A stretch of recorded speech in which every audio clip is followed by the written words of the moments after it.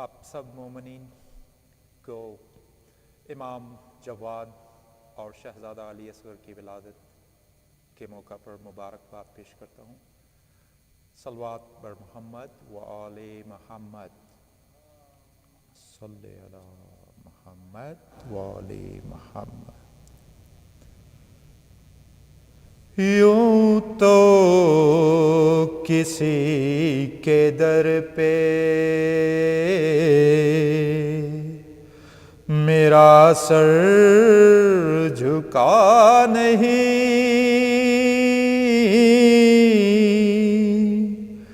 یوں تو کسی کے در پہ میرا سر جھکا نہیں، یوں تو کسی کے در پہ میرا سر جھکا نہیں، لیکن در تقی پہ جھکا تو تھا نہیں، یوں تو کسی کے در پہ غربت میں بھی زمانہ جسے دے لقب جواد، غربت میں بھی زمانہ جسے دے لقب جواد، ایسا سخی زمانے میں اب تک ہوا نہیں، ایسا سخی زمانے میں اب تک ہوا نہیں۔ دیکھو نہ کم سنی کو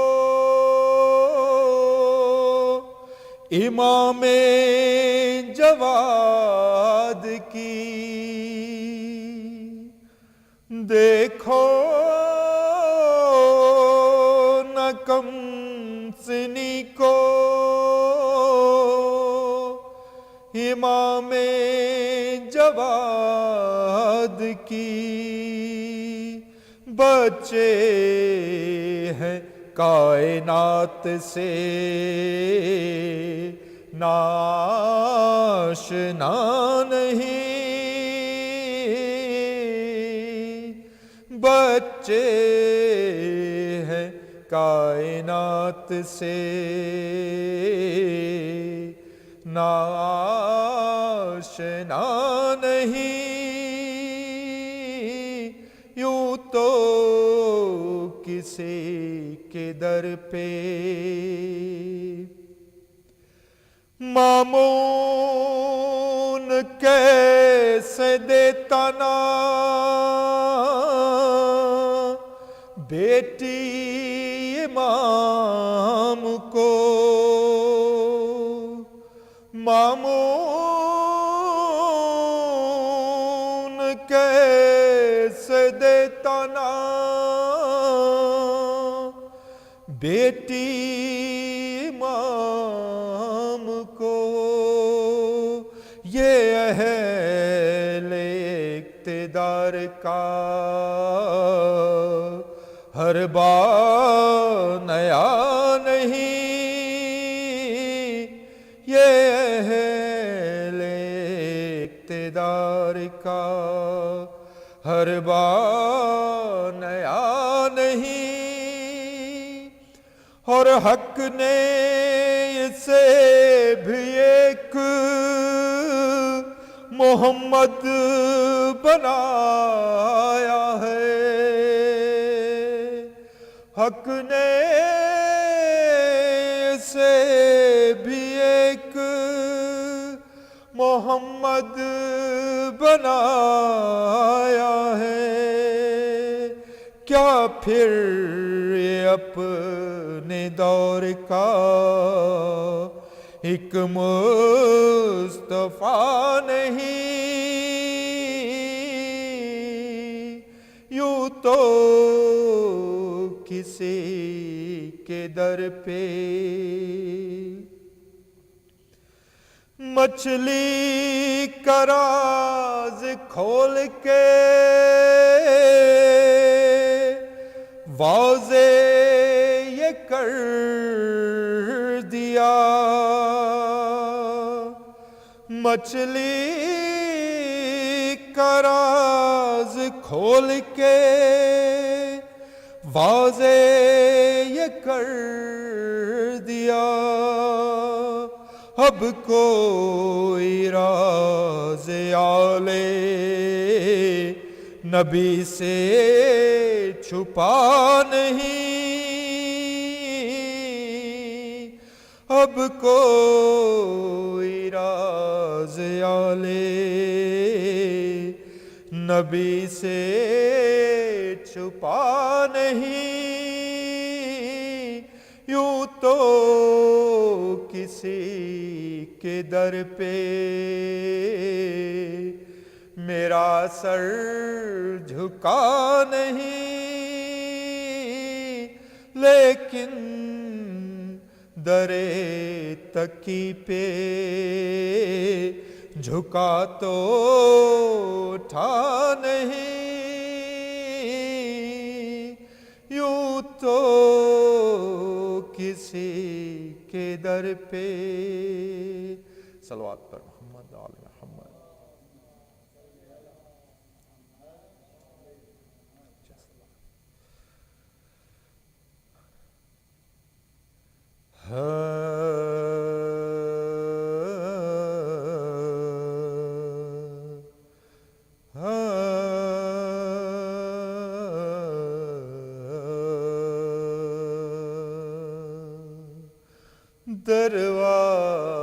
دروازے حسین پہ سجدہ کیے بغیر، دروازے حسین پہ سجدہ کیے بغیر، ارے بنتا نہیں ولی کوئی ایسا کیے بغیر، دروازے حسین پہ سجدہ کیے بغیر، دفنانا مجھ کو جلد علی ہوں گے منتظر،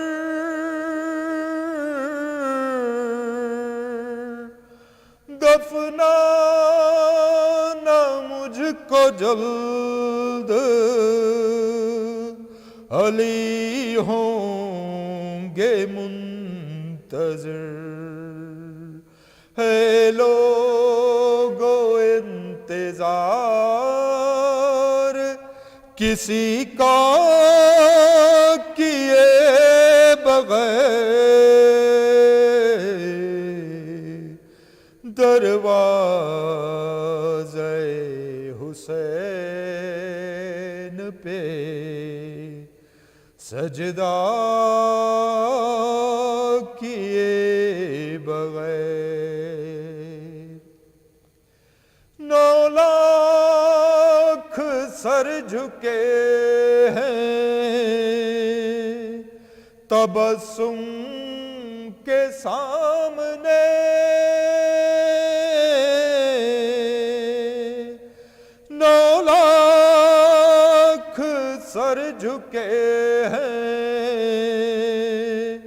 تبسم کے سامنے اصغر نے جنگ جیت لی، حملہ کیے بغیر دروازے حسین پہ سجدہ کیے بغیر، غاصب فدق کا نام رگڑتا ہی رہ گیا،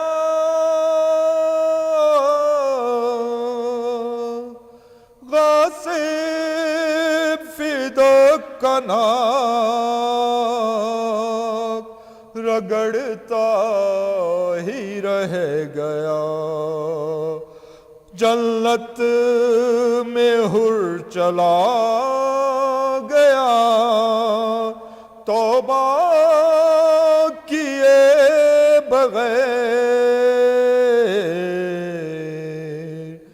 دروازے حسین پہ سجدہ کیے بغیر، اللہ کہہ رہا ہے تولا نہیں قبول،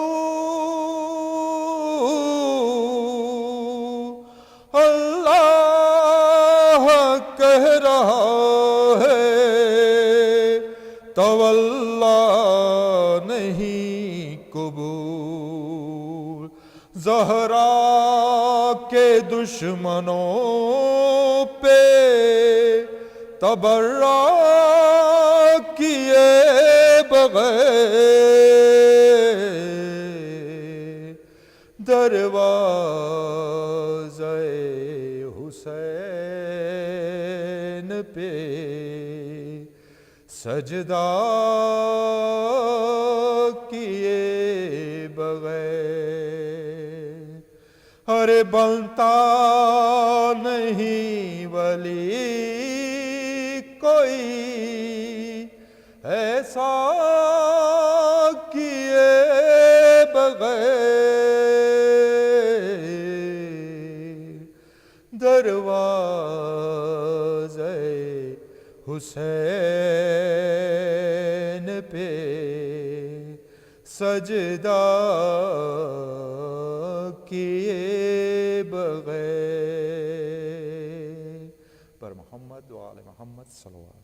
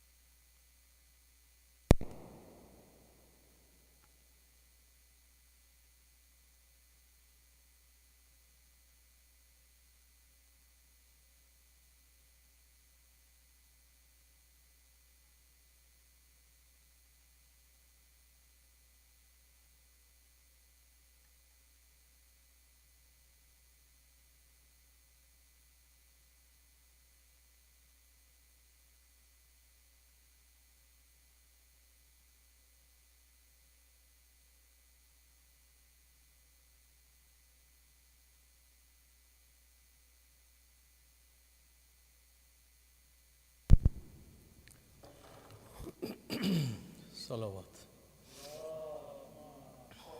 اللهم صل على محمد وعلى محمد. One more salawat.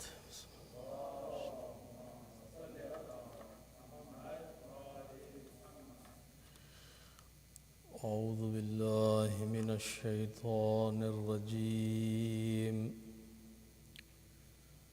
بسم الله الرحمن الرحيم الحمد لله رب العالمين بارئ الخلائق أجمعين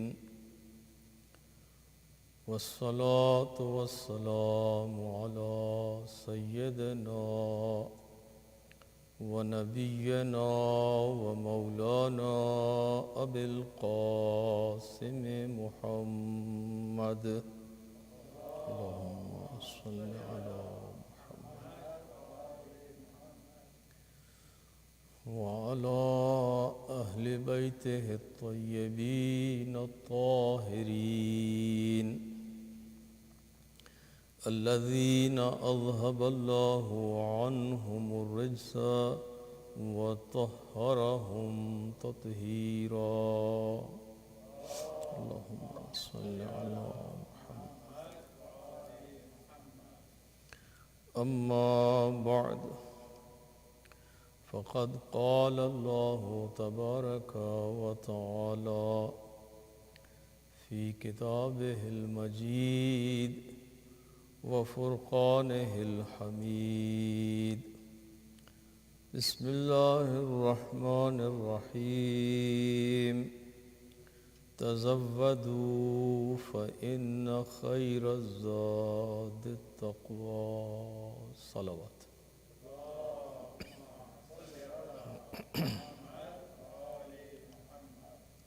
Dear brothers and sisters in Iman,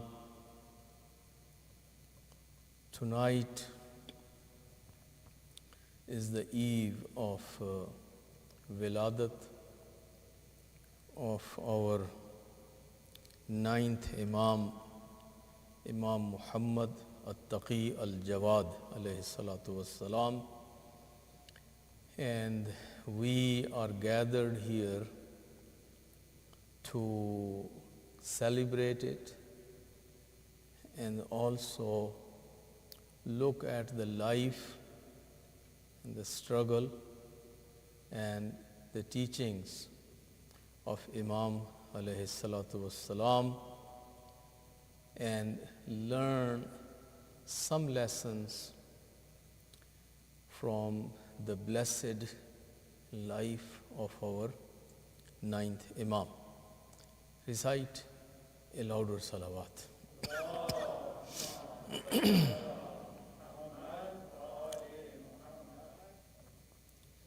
As you all know, that Imam alayhi salatu wassalam was born on 10th of Rajab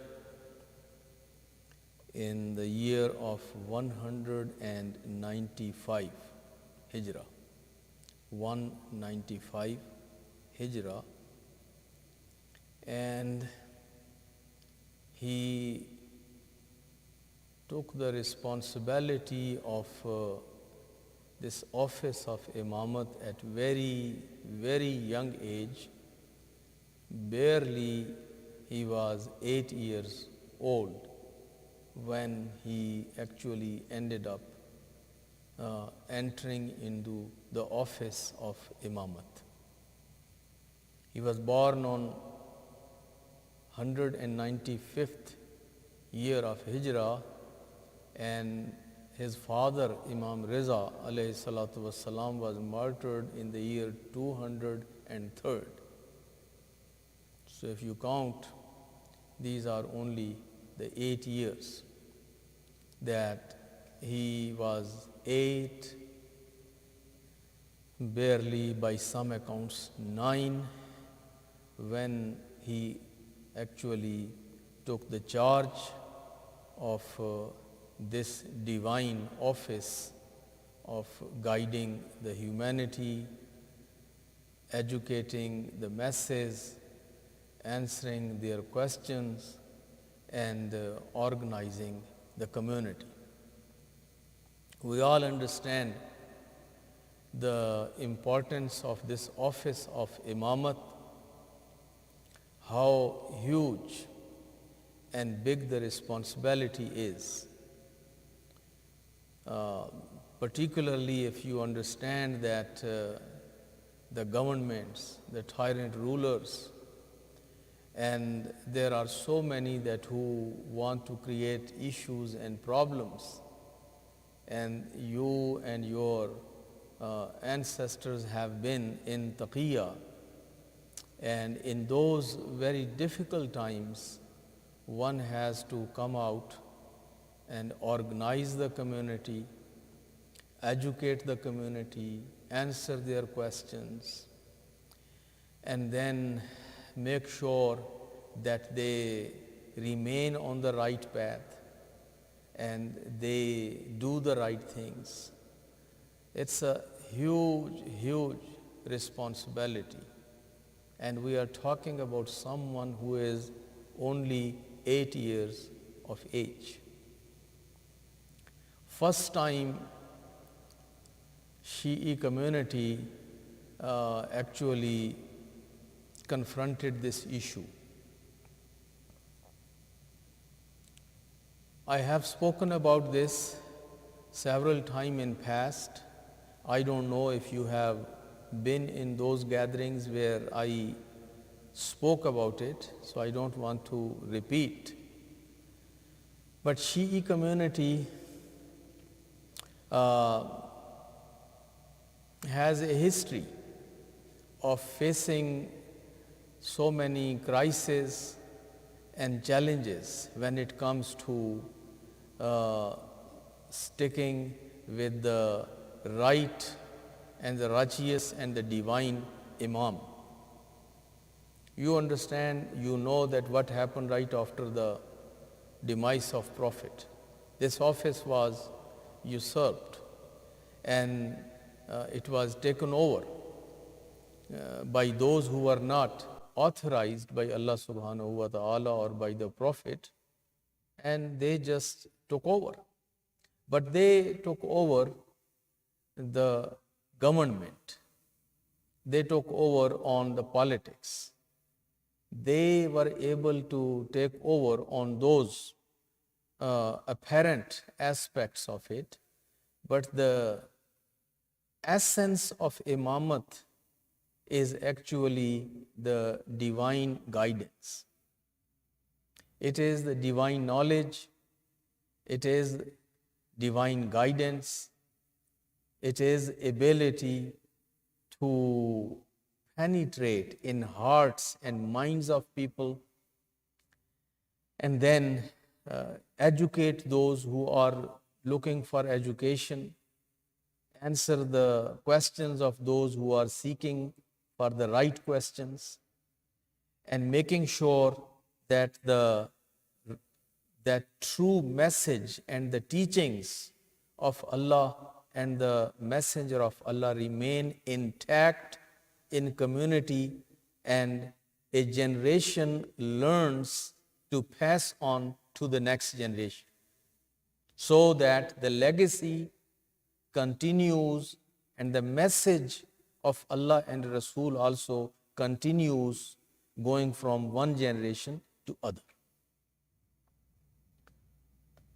So Amirul Mu'mineen, despite all those difficulties and hardships, took care of it in his time. You are familiar with those 30 years of his life. Every day of his life was very, very difficult, full of challenges, lack of support, and all those wicked politics of those politicians. But Amirul Mu'mineen, alhamdulillah, held himself high. He remained committed, and he made sure that he passes this laltan or this torch of guidance to the next generation. Imam Hassan Mujtaba, Imam Hussain alayhi salatu wassalam, both of them, they have gone through very difficult times. We are shedding the tears every year and almost all along the year on the tragedies which our Imams have gone through, and how Imam Hassan and then Imam Hussain have suffered, but they made sure to pass on this torch of guidance, this divine message and experience and everything to the next generation, which is the generation of Imam Zainul Abidin alayhi salatu wassalam. So this is how every Imam took care of this office, and they took care of the responsibilities of this office. But so far, community had not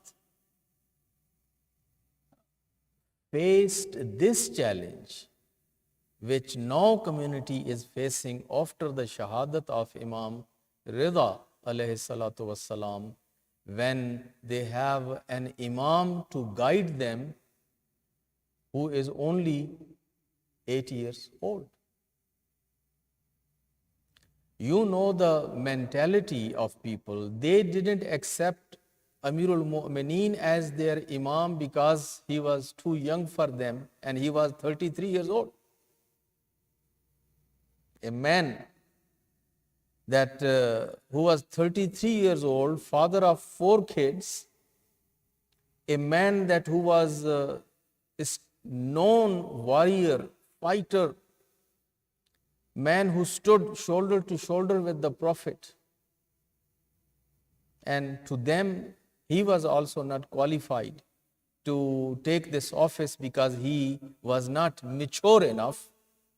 He was not Sheikh. He didn't have the white and the gray hairs.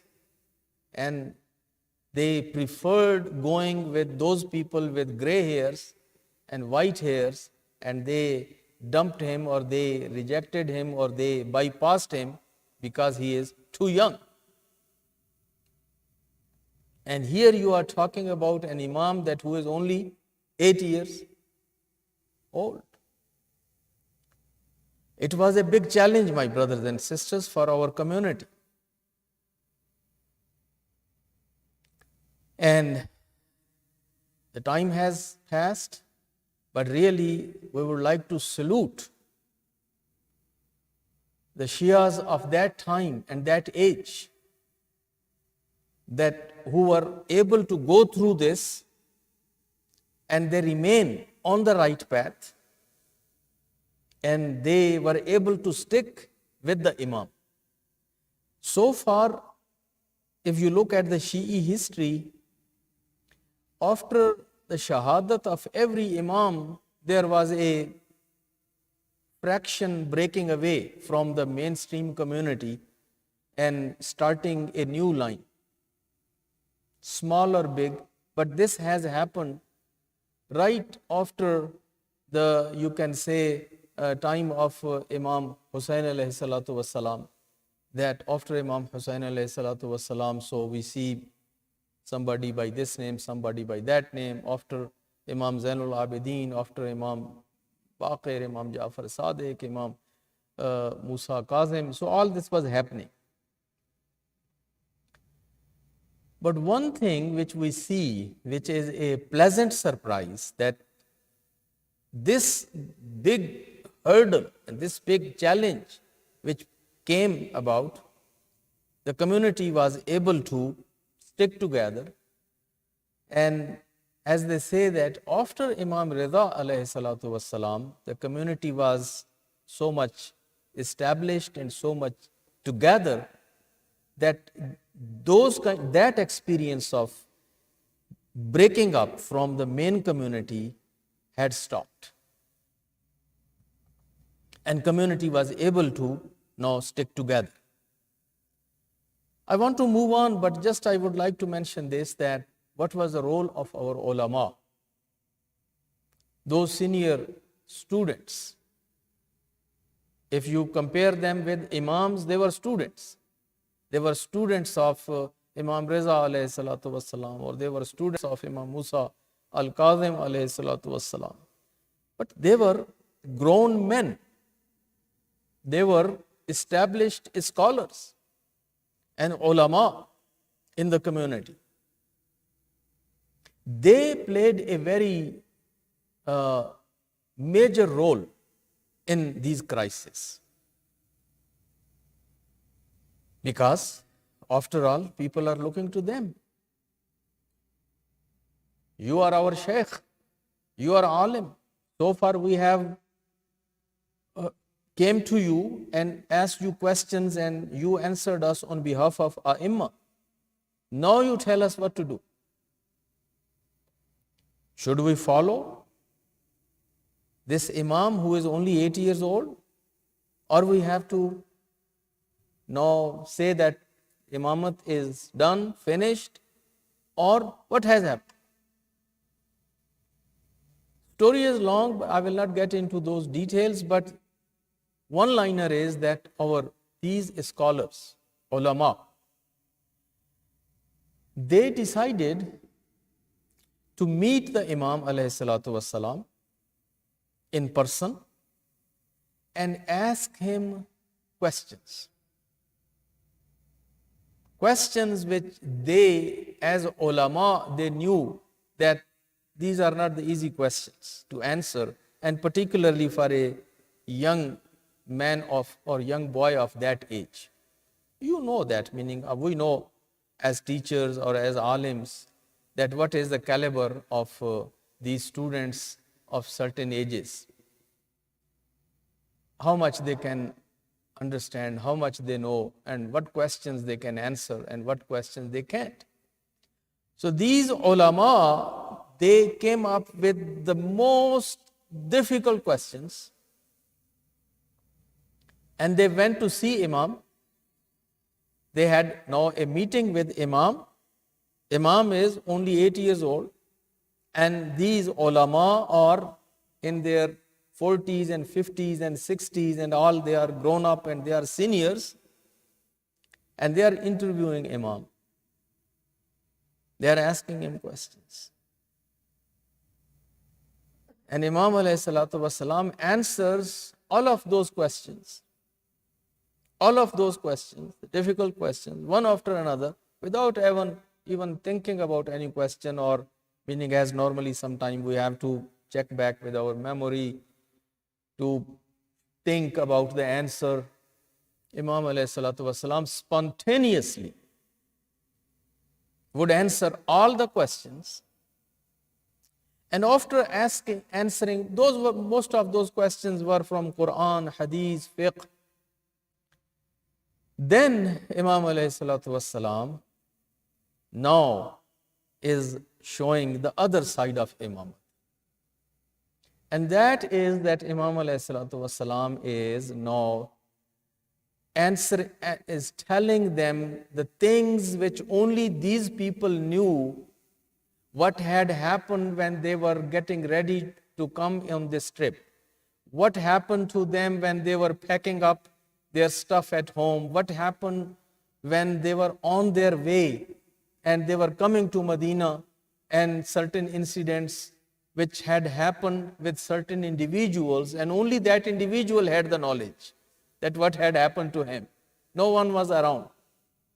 And certain people had sent some questions in writing or certain gifts, and Imam alayhi salatu wasalam is now talking about those gifts and those who have gifts and what was the intention and what is in this letter and what is in this envelope. So Imam alayhi salatu wasalam, when he started making these kind of comments, meaning then of course first they had heard the answers of their questions, and now what they are hearing, only a Hujjat-e-Khuda, only an Imam Ma'soom could answer or could make these comments or could inform them, because these things come under the category of ghaib. These things come under category of a knowledge which only Allah or His Nabi or His Wali can have and nobody else can have. Recite a salawat.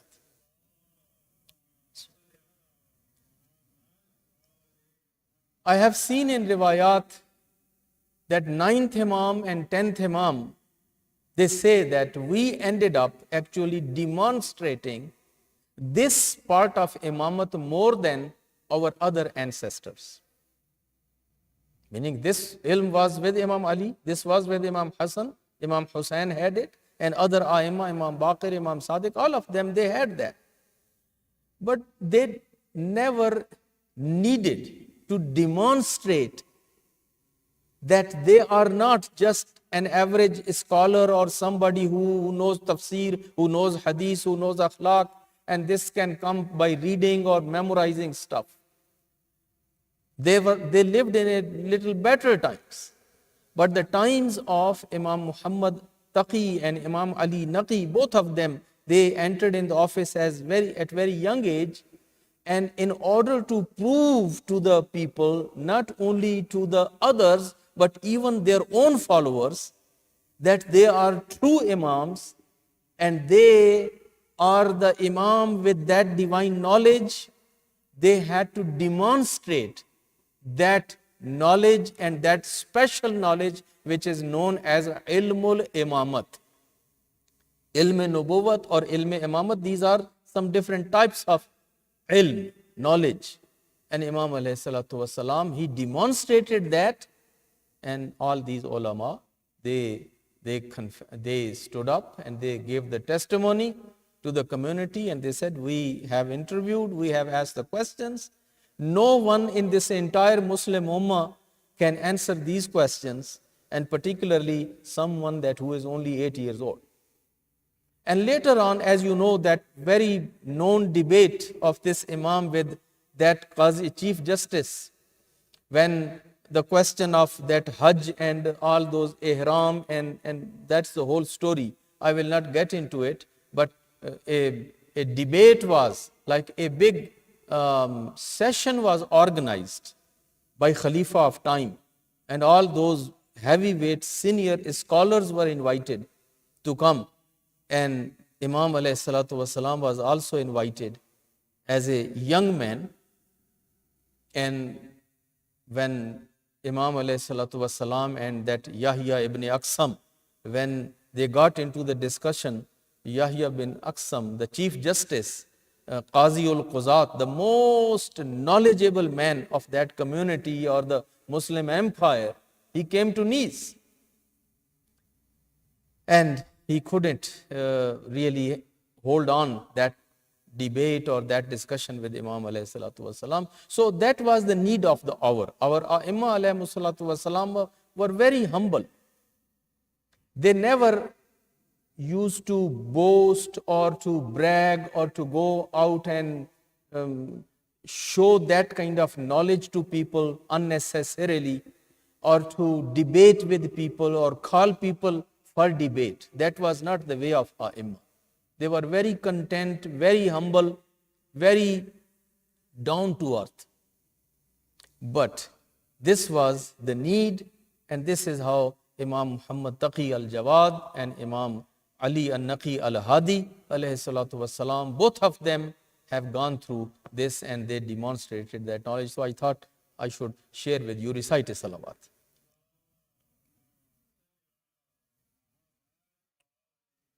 So on one hand, all of them from the beginning, from Ali till Imam Hassan al-Askari, they are very similar, very identical.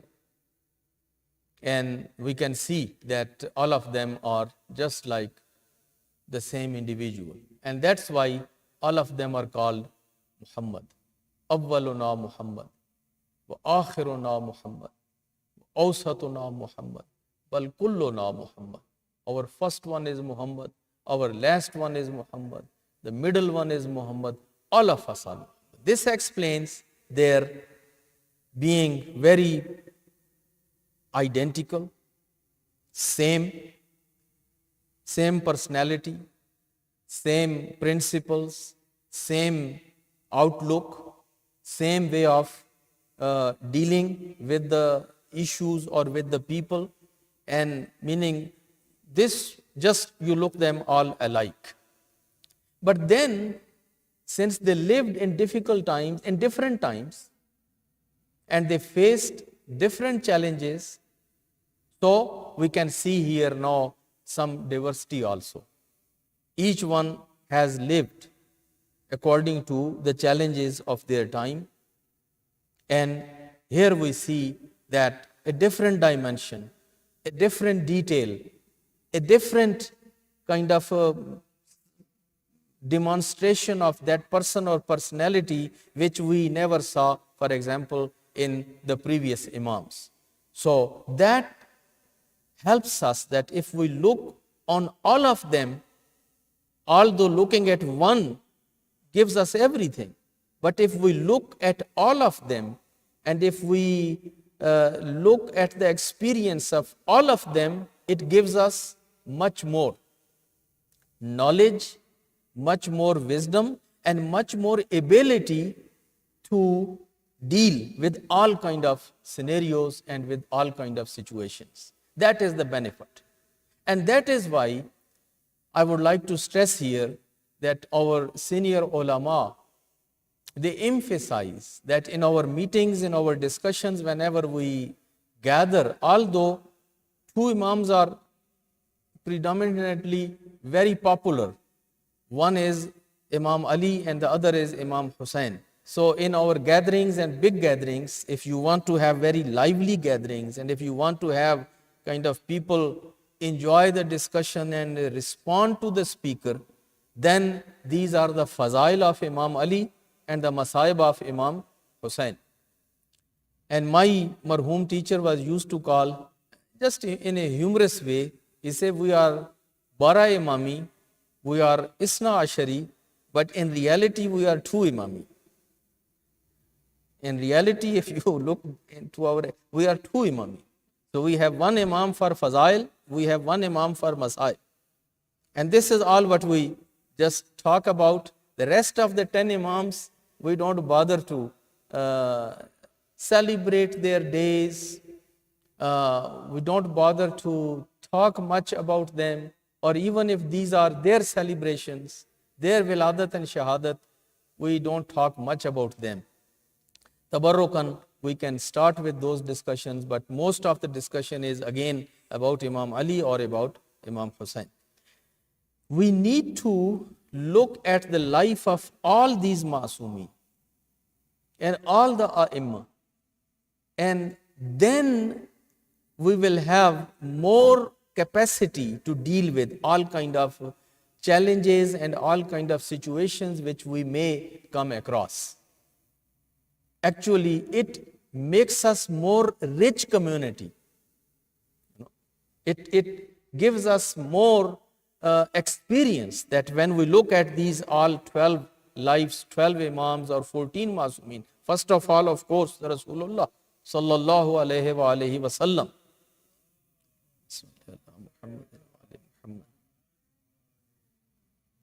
And as you know, I normally don't ask too much for salawat, but today I felt that I don't ask and you don't recite at your own. And if you don't recite, also when the effects of snow maybe, so you recited one, but it was not as the salawat should be on Rasulullah sallallahu alayhi wa alayhi wa sallam. Salli ala Muhammad, ali Muhammad. So, at his life, which is the masterpiece and which is the, again, most in detail, the life of Prophet. 13 years in Makkah, 10 years in Medina, even those 40 years, 39 years before making the claim. So that is the most rich resource, the life of Prophet. And then, of course, the life of Hazrat Zahra Salamullah alayha, and from Amirul Mu'mineen till Imam Hassan al-Askari alayhi salatu wasalam, because they lived in different phases, in different societies, in different areas, in different times. They confronted different kind of challenges. They faced different kind of crises. And then if we know all that, then we are well equipped to deal with any situation and with any challenge. And this is why our ulama, our fuqaha, our leaders, they are better equipped and they are more qualified when you compare them with other ulama in the Muslim ummah. to lead, to guide, to educate, because they have more resources. They have more authentic examples in front of them. They have more authentic lives and role models in front of them. So Imam Muhammad Taqi Al Jawwad alayhi salatu wassalam lived only for 25 years. Again, if you look at he is the first one, and he is the first one who entered in this office at the age 8. He is the only one who left this dunya at that young age from our Imams. 25. Young man, and at the age 25 he was martyred. Imam Hassan al-Askari alayhi salatu wassalam is the next one who lived in this dunya for 28 or 29 years. 28 or 29. And then comes Imam Ali al-Naqi alayhi salatu wassalam, and 45 or something like that. And then Imam Hassan al-Mujtaba, 48. So this is very short spans of life, but very rich, very devout, full of meaning, full of life, full of wisdom. And what we learn in the life of our 9th Imam is so much, but I would share with you just one thing, and that is, you see, all of these Imam, they are known with certain titles, certain titles, and these titles have some background, they have some reasoning. Otherwise, all of them, for example, they were Sadiq, but Imam Jafar Sadiq alayhi salatu wasalam is given the title of As-Sadiq. All of them were Shuhada, and they were martyred, but Ash-Shaheed is only Imam Hussain alayhi salatu wasalam. All of them, for example, they were Qadhimin, they were Qadhim, but then Imam Musa al-Qadhim, he is known as al-Qadhim. All of them were known for their sajdas and ibadat. They were the most worshipping individuals. No one could worship as they worshipped. But the title of Sajjad and Zainul Abidin, these are for our 4th Imam. So every Imam, because of certain things which have happened in his time and something which they ended up to demonstrate more than others, under the circumstances, became their title. Now, Imam Muhammad Taqi Al Jawwad, he has several titles, but 2 titles are the most famous one. One is Taqi and the other one is Jawwad. While all of them were Jawwad, but Jawadul A'imma, for example, is the title of our 9th Imam. All of them were more than Taqi and Muttaqi. They were Ma'soom. But Allah subhanahu wa ta'ala has attributed this attribute of taqwa with even Anbiya. So, Anbiya and A'imma, and among them, Imam Muhammad Taqi Al Jawwad is known as Taqi also. So, this is because of the time. In the time when certain things were being kind of, falsely promoted or demonstrated, Imam lived in the time of Banu Abbas. And the strategy, if you look back at the history of Islam, Banu Umayyah and Banu Abbas, they had strategies to divert the attention of masses from the Ahlul Bayt. And so in the time of Banu Umayyah, for example, they tried to give all the attention to those senior companions of Prophet, and they try to inflate some of those personalities to give the impression that Ali is special, but Ali is not the only one. There were so many others, and they were also equal to Ali. And even they tried sometime to prove that some of them were even better than Ali. So that was the strategy of Banu Umayyah. They tried to divert the attention of masses from Ali and Aulad Ali to those people that who were contemporaries of Imam Ali or contemporaries of Imam Hassan alayhi salatu wassalam, and make them big people and try to make sure that people don't look at the merits, at the fadail of Amirul Mu'mineen or Imam Hassan or Imam Hussain, and they should just look back to those people. Banu Abbas, they had a different strategy. Banu Abbas were not very much fan of some of those people, and they kept changing their focus. But mainly what they tried to do, they kind of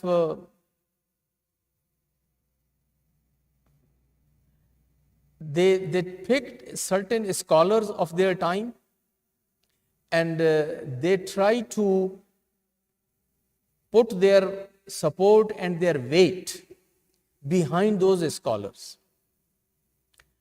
Like Imam, for example, this Imam Shafi'i, or this Imam Ahmad bin Hanbal, and Imam Malik, and some of these other scholars, and then some big Sufis who are now being quoted as the saints and Sufis, because Ahlul Bayt alayhimus salatu wassalam were used to live very simple life, very basic and simple and very spiritual life. And it would attract people toward them. People would get impressed to see, while this is the time when Muslims were playing with gold and silver. They were very wealthy. It was the strongest economy and the most affluent society, Muslims at that time, in the time of Banu Abbas. People had wealth and they were enjoying it. But our Imam alayhimus salatu wasalam were living very simple life, very basic life. And when people would look at them and then they would remember that, oh, they are from the family of Prophet, and this would bring them closer to them.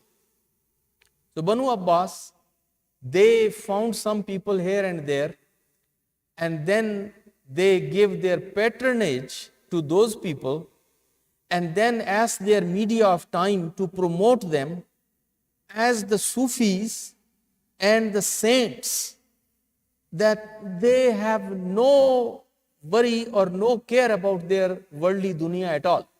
Meaning, at least Imam alayhimus salatu wasalam were living with some basic standard of life, having their family, having their children, having little bit business, having little bit, meaning at least they were not broke.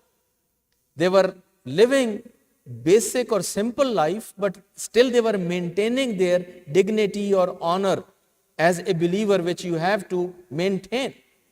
But those Sufis who were now being promoted by these Banu Abbas, these were the people that they would say, even they would not get married, or if they had got married, they divorced their wives, they disowned their children, they just started living in caves and in the valleys, and very barely they would wear something, very little libas, and they went to the extreme. The whole purpose was to tell people that if you are impressed by Ahlul Bayt because of their simplicity, or because of their ibadat, or because of their that kind of spiritual lifestyle, or they are nowhere to compare with, look at these guys. They are the one that, meaning they are saints. So that was one attempt of Banu Abbas to derive people away from Ahlul Bayt to those fake saints. The other thing, they promoted these scholars in their time, and they make them big qazis, and they gave them big funds and money, and gave them so much so they could have a lot of students coming to study with them, publish their books, and made them the most knowledgeable people of their time. Even the kings would send their own children to study with them. Now you can understand, for example, if there is a teacher and the president sends his children to study with him, you can understand that how many people will now just make a queue and would become and get in the line to get some knowledge from that scholar that the president is sending his sons to him to study. Back home, these are the tricks sometimes that somebody claims that he is the special physician of, for example, prime minister or president. And then what happens? That every affluent individual would like to go to see that doctor who is the physician of president or who is the physician of prime minister. And then with this claim, everybody will go there.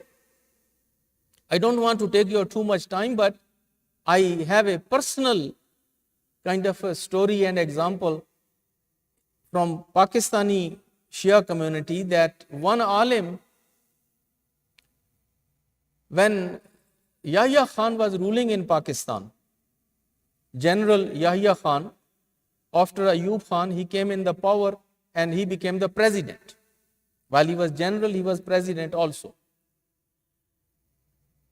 He wanted to marry his daughter while he was president. So he sent the invitation to my teacher in Lahore, in Jamiatul Muntazar, that please, because Jamiatul Muntazar and this Hawza in Lahore was considered the topmost center of knowledge and the Hawza in Pakistan. So the principal of this Hawza was requested by the General Sahab or the President Sahab to come and conduct this nikah, for example, in the President House. So Maulana says that on one hand, meaning it has advantages, but I am a busy man, I live in Lahore, and if I will go there, I will conduct the nikah, but then after that there won't be any connection or any continued kind of relationship. So he says, I selected someone from Rawalpindi and I asked him that why don't you go and do this, because you are in Rawalpindi, they are also in Islamabad, Rawalpindi. So in that way, after conducting this nikah, you will have some kind of contact. If we as a community sometime need some help, some influence, some support, so at least we can use this. So he was only a resident alim of one masjid in satellite town Lahore, Rawalpindi. So Maulana Safdar Hussain Sahab Qibla asked him, and he sent the note to the office of president that there is a alim who is in Rawalpindi, he can do this job better than me. I am sitting in Lahore, so please you invite him. So the president invites him for nikah. He goes there. First time those many people saw Abba, Kaba, Imama in that time in the president house. And by the way, he was very decent individual. He was Najafi and he conducted the nikah. But then around Yahya Khan, there were at that time there were so many other brigadiers and generals and colonels and all those elite and leaders and Shias. When they saw somebody conducting the nikah of the daughter of president, so everybody went and they said, Maulana, please, we need your telephone number. We need your address. Where do you live? So we are also going to invite you. And this is what happens, that Maulana Hamid Ali Shah becomes Qaid Millat Ja'fariya. After a few years later, a man who was a Pesh Imam or Pesh Namaz of a little masjid that people even didn't know him in Rawalpindi, just by conducting this one nikah of the president's daughter, becomes Qaid-e Millat-e Jafariya Pakistan. Just I give you an example that this is how, meaning when you come across with the governments, and when governments use your services, you know the Harun, he sent his two sons, Amin and Ma'mun, in the classes of Imam Malik. And he said, I want to teach my children Deen, Islam, and there is no better teacher than Imam Malik. And Amin and Ma'mun both went and they studied with Imam Malik. So, when Khalifa is sending his children to a teacher, then you can understand the influence which that teacher will enjoy in the community. So this was the way of Banu Abbas. Banu Abbas tried to promote these scholars in their time and divert the attention of Ummah from the Olama of Ahl Bayt, the A'imma of Ahl Bayt, toward those scholars. And similarly, they try to divert the attention from our A'imma to those fake saints. At that time, it was the time when the false taqwa is being kind of promoted. Here comes the real taqwa. Here comes someone who has the real taqwa and who is the manifestation of that true taqwa. And people, when they looked at him, they realized that yes, those people are claiming taqwa, but if you want to see taqwa, and if you want to see a muttaqi man, and if you want to see the demonstration of taqwa, that is in the son of Imam Riza, Imam Muhammad, Taqi Al Jawwad alayhi salatu wassalam.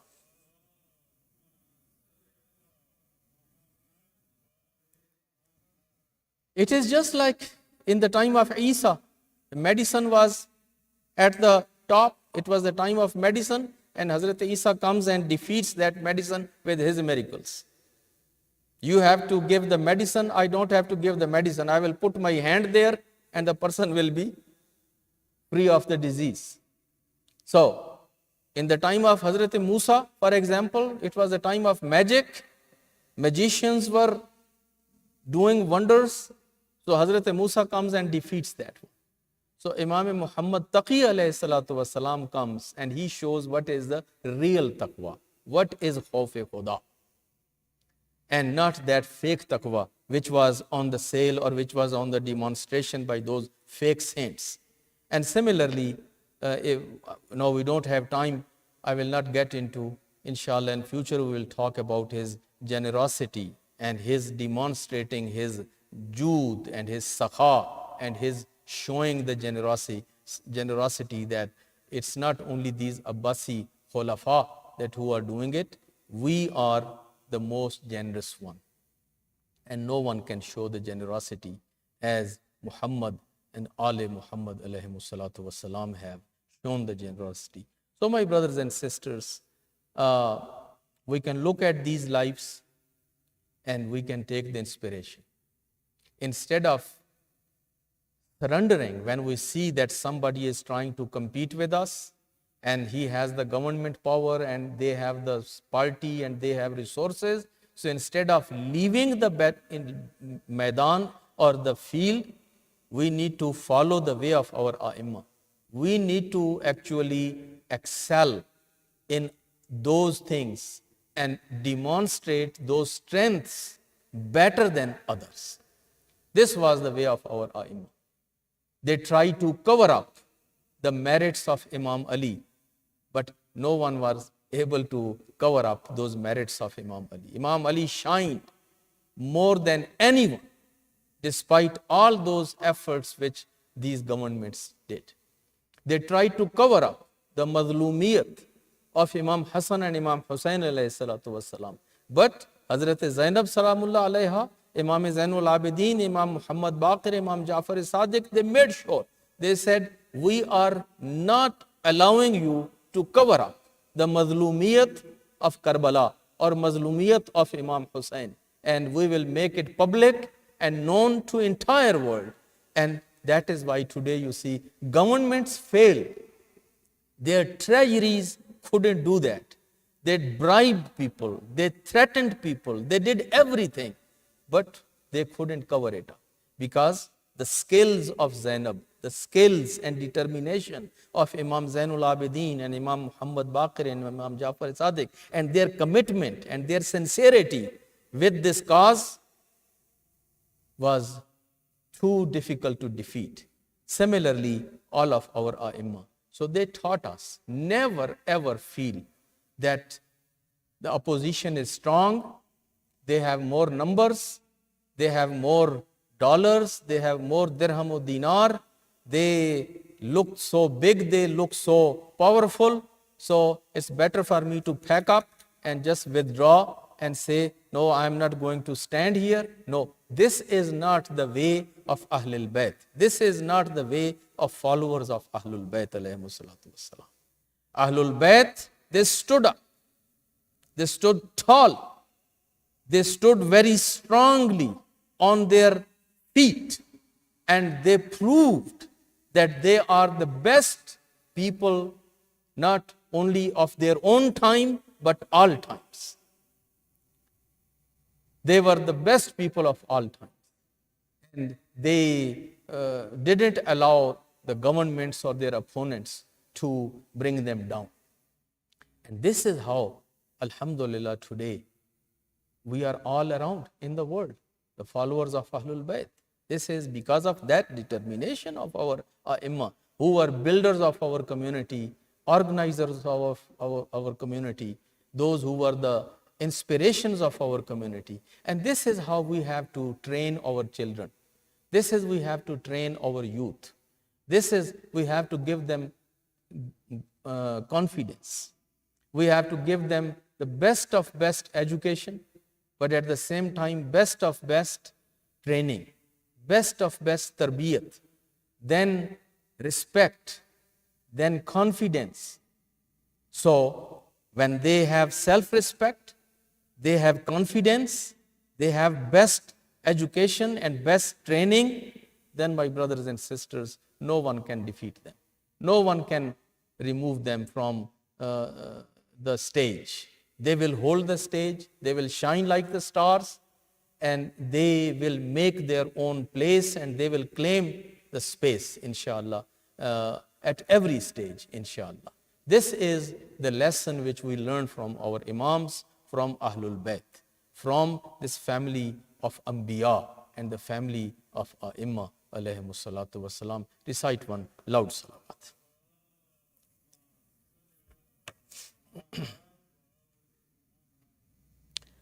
Today's this event was sponsored by Sister Sukaina Najafi and Brother Ali Najafi and their family. We are very thankful to them for sponsoring this event, and we all need to make a dua for khair barakat for their family, for their entire family, for their business, for their health, for the job, whatever they do. So for their sehat, salamti and khair barakat, kindly all of us, all of you recite a loud salawat. Allahumma salli ala Muhammad Ali Muhammad wa ajil farajahum. They have requested for Dua Shifa for Brother Mahmood Dhanji and Brother Naushad Sulaiman. So for their full and speedy recovery, kindly recite another loud salawat. Allahumma salli ala Muhammad wa ali Muhammad wa ajil farajahum. They have requested for a Surah Fatiha for Marhum Muntazir Dhanji, all Marhumeen from Dhanji family, Najafi family and Ladak family. So please recite a Surah Mubarakah Fatiha with Surah Ikhlas masbukatan bis salawat. Salli ala Muhammad wa ali Muhammad. Bismillahir Rahmanir Rahim. Alhamdulillah. Ar-Rahmanir Rahim.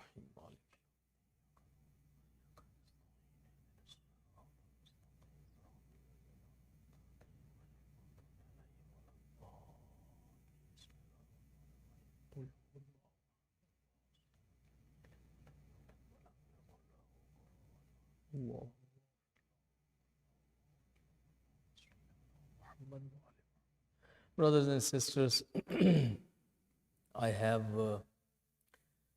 one sad announcement also on this occasion, or at this time when we are celebrating the Milad of our 9th Imam. A senior member of our community, a very respected member of our community, Sayyid Abbas Raza, passed away today. He was used to live in Inverness, a very old member of our community from the day one. He was part of Baitul Ilm community. He was in Barrington Hospital, and today he passed away. Tomorrow we will have his funeral prayer at 12:30, but it is a private and family funeral service. So only those who will be invited or requested, they should come and participate in that funeral prayer at 12:30 in South Building. 1 o'clock, inshallah, we will be leaving for the cemetery, and he will be buried in Wadi Salam about 2 o'clock tomorrow. So if anyone wants to show up over there, again, if you have time or if you are requested or invited, but at least I request you all for Isal Sawab of Brother Abbas Raza Ibn Sayyid Ali Naqi Zaidi, recite a Surah Mubarakah Fatiha masbukatan bis salawat.